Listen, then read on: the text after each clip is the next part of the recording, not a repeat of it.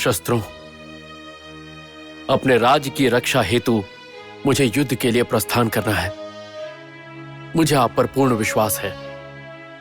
आपकी सहायता से युद्ध में मुझे विजय प्राप्त हो, इसकी मैं आपसे कामना करता हूं।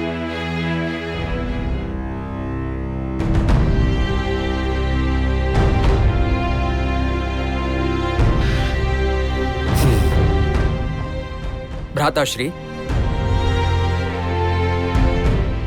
मुझे बताइए, मुझे किन शस्त्रों का प्रयोग करना होगा? प्रिय अनुज लक्ष्मण, हमारे राजभवन और अयोध्या के रक्षण का उत्तरदायित्व तुम पर है और उसके लिए तुम्हें किसी शस्त्र की आवश्यकता नहीं है। किंतु इस वक्त युद्ध की परिस्थिति है भ्राताश्री। मैं आपके साथ आकर युद्ध लड़कर उस कुटिल राजा को ऐसा सबक सिखाऊंगा कि वो हमारे आगे विवश हो जाएगा। प्रिय अनुज लक्ष्मण, मुझे तुम्हारे सामर्थ्य पर पूर्ण विश्वास है। अपने पराक्रम से उस युद्ध भूमि में तुम अकेले ही विजय प्राप्त कर सकते हो लक्ष्मण, परंतु भरत और शत्रुघ्न की अनुपस्थिति में तुम्हें राज परिवार का रक्षण करना होगा और प्रशासन पर ध्यान देना होगा। ये मेरा अनुरोध है तुमसे। तो क्या मैं आपके साथ नहीं आ सकता भ्राताश्री? प्रिय अनुज लक्ष्मण, तुम यहीं रहकर हमारे राज्य का, हमारी प्रजा का रक्षण करोगे, इस बात का मुझे ज्ञात है। अतः मैं चिंताहीन होकर युद्ध भूमि में जा रहा हूं। ठीक है भ्राताश्री, जैसे आपने कहा, मैं यहीं रहकर राज्य प्रशासन का और प्रजा के क्षेम का ख्याल रखूंगा। आप जाकर आइए भ्राताश्री। आप विजयी होंगे, इस विषय में मुझे कोई संदेह नहीं है। प्रिय अनुज लक्ष्मण,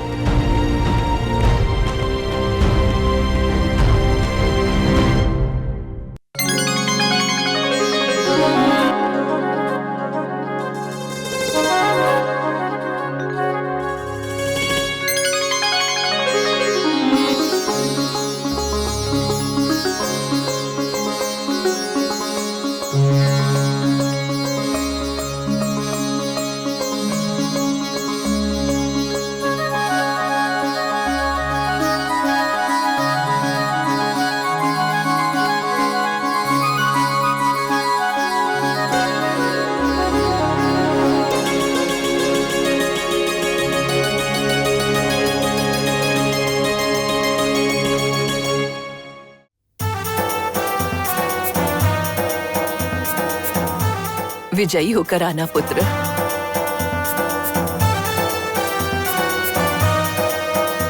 दिग्विजय होकर आना पुत्र।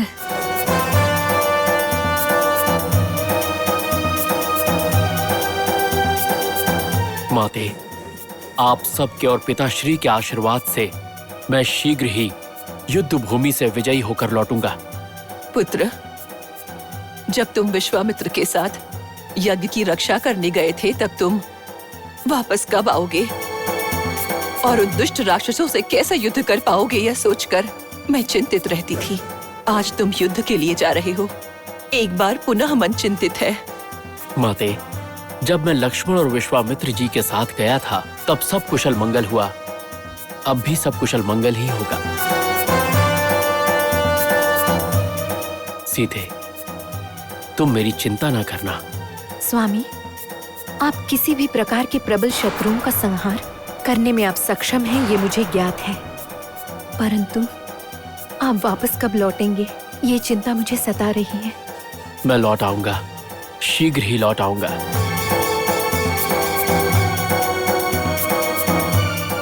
लक्ष्मण,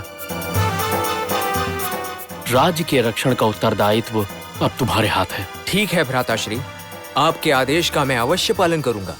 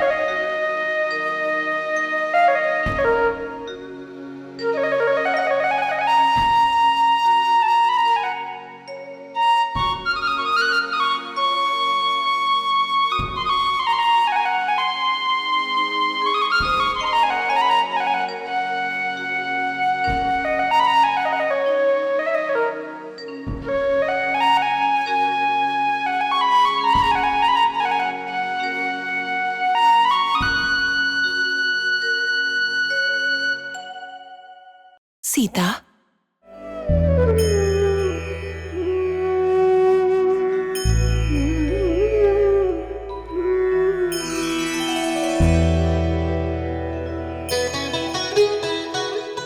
सदा सुहागन रहो।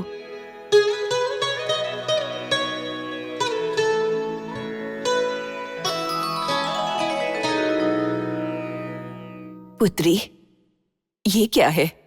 निराभूषण होकर सन्यासी बनकर भगवान की पूजा कर रही हो? माताश्री, आपके पुत्र युद्ध में यशस्वी होकर लौट आए, इसलिए मैं व्रत कर रही हूँ माताश्री। व्रत कर रही हो? ये कैसा व्रत है पुत्री? उपवासी रहने का व्रत रखा है। मेरे देह को जल की जितनी आवश्यकता है उतना ग्रहण कर, चावल आहार का त्याग करके, आभूषण और अलंकार का त्याग करके, पति की विजय की कामना करते हुए पूजा कर रही हूँ। मैं यहाँ जमीन पर सोती हूँ। अधिक से अधिक समय मौन रखना। भगवान की पूजा के अतिरिक्त बाहर कहीं नहीं जा सकती। युद्ध समाप्त होने तक इस व्रत का पालन करने का निर्णय मैंने लिया है। आहा, कितनी अनन्य भक्ति और श्रद्धा है। किसी के परामर्श से पहले ही तुमने स्वयं ही निर्णय लिया और पूजा करने लगी। ये सब करके तुम तो मेरे लिए आदर्श बन गई हो। पुत्री, आज से मैं भी पुत्र की विजय कामना हेतु भगवान की पूजा आराधना करूंगी। मेरा पुत्र विजयी होकर आए, इसके लिए भगवान से प्रार्थना करूंगी।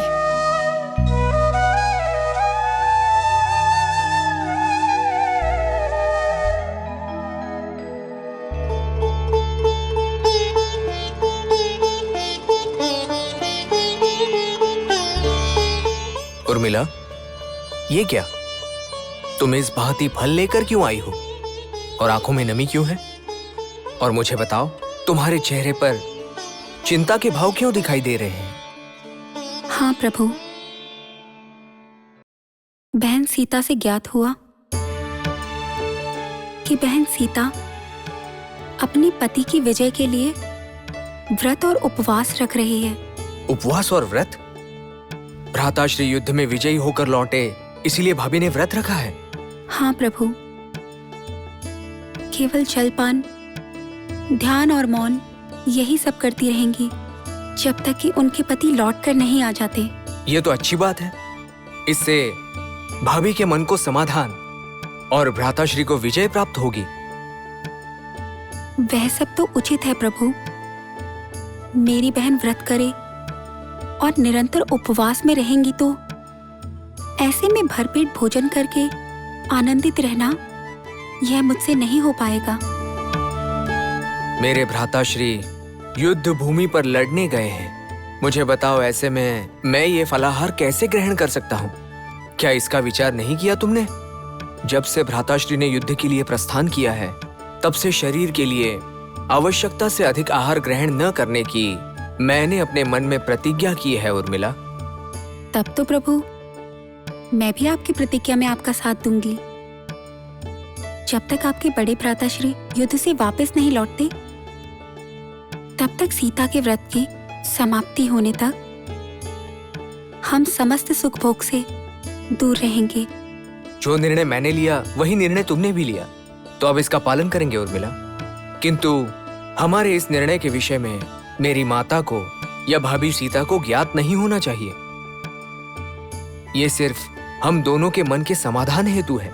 उनके क्षेम के लिए ये व्रत कर रहे हैं, ऐसा समझकर करेंगे। ठीक है प्रभु। उनके लिए हम लोगों ने कितना कष्ट उठाया है, यह बात किसी को ज्ञात नहीं हो। हमारे मन को आनंद मिले उतना ही पर्याप्त है। तो फिर इस सब की क्या आवश्यकता है? वहां रख दो इसे। ठीक है प्रभु।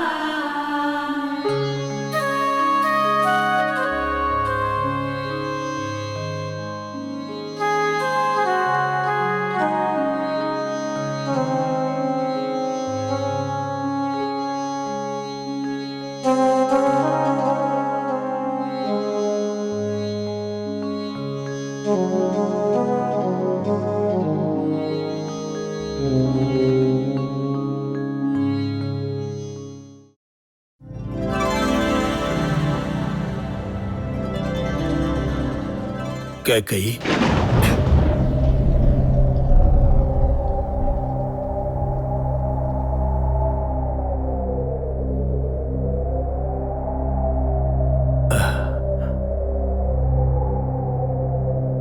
कैकेयी, मेरे कारण तुमने अपने मायके न जाकर यहीं रहने का निर्णय लिया, ये जानकर प्रसन्नतावश मैं तुमसे मिलने आया और तुम यहाँ क्रोधित बैठी हो।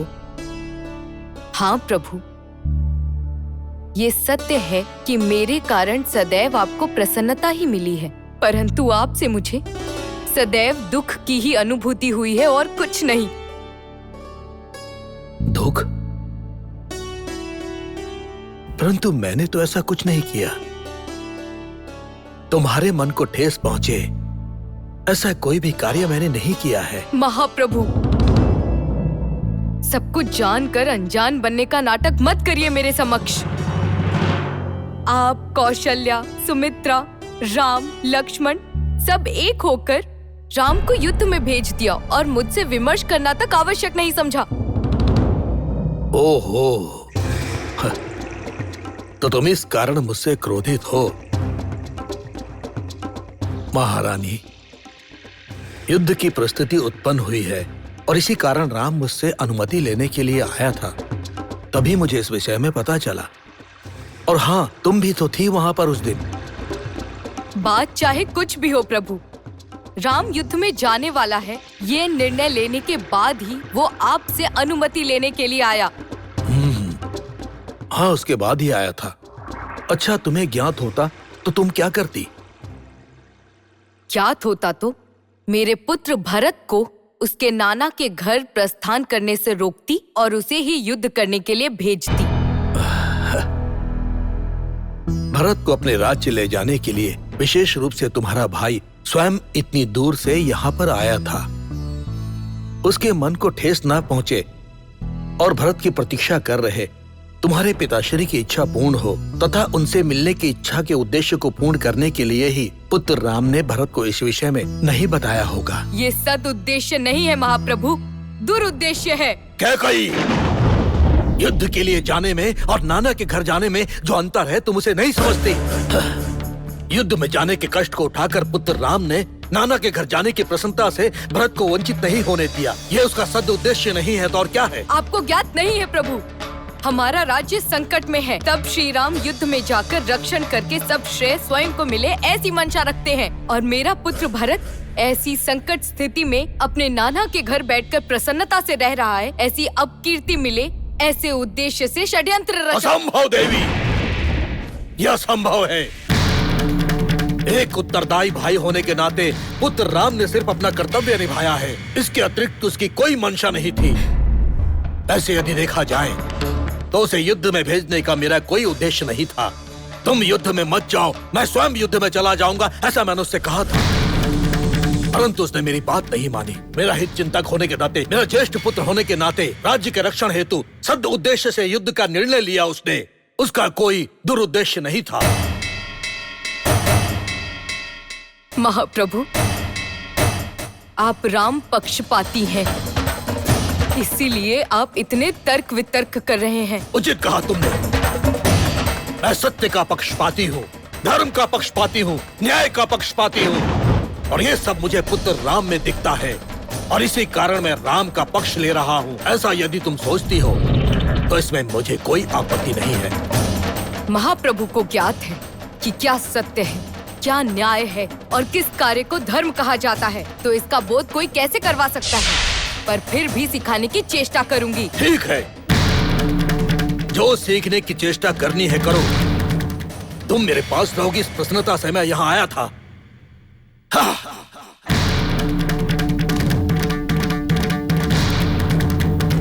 मुंह फेर कर चले गए। जाइए, आखिर जाएंगे भी तो कहाँ, अंत में यहीं आना होगा आपको, आपको आना ही होगा।